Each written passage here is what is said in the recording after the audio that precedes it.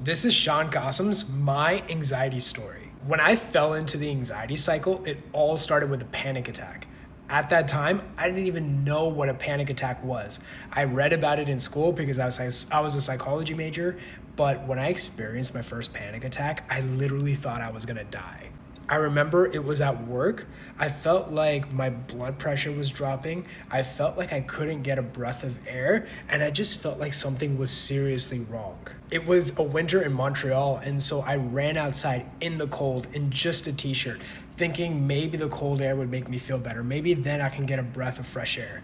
I remember I went straight to the kitchen and tried to eat some fruit because I thought my blood pressure had dropped. And when that happened, I remember thinking, oh my God, like what was that? What if it happens again? And I remember I talked to my partner at the time and she said, it sounds like a panic attack. And I was like, I don't deal with anxiety. Anxiety is not a problem for me. So I tried to ignore it. I tried to go back to living, pretending it was never there. But in the back of my mind, I always had this fear, what if it pops up? Slowly and steadily, I started feeling it build up again. And then I got my second panic attack. This is while I was at home, I was just having dinner and I was having an intense panic attack and I felt like I needed to throw up.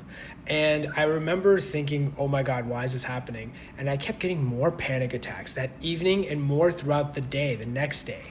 What started happening is that my panic attacks started generalizing. I started having acute panic attacks first, and then I started feeling symptoms throughout the day. I'd go to doctors, they would run some tests and they say, yeah, your blood pressure is a little high, but you're stable. I remember going to one doctor to another, and I just felt like all these doctors were incompetent. Normally I'd go to a doctor and they would figure out what's wrong, give me the meds and I'd be fine. But in this case, every time I went, they just couldn't tell me what to do. Pretty soon I was in alternative medicine, I was going to supplement stores, I did everything I could. I struggled like this for months. Eventually, I couldn't even leave my house. I had to quit my job. My symptoms were getting worse. I was losing weight. And it wasn't until I understood the principles of recovery, understanding that this was anxiety, recognizing that it was my response to these symptoms that was keeping it alive. As I learned how to respond, as I went back to living, the symptoms were still there. They were really intense, but I had to teach my nervous system that, hey, everything is fine. Over time, my nervous system got stronger and stronger. I started working on the limiting beliefs, the mindsets that I had that was holding me back. And over time, I went back to living, and now I do what I do, which is helping people around the world recover.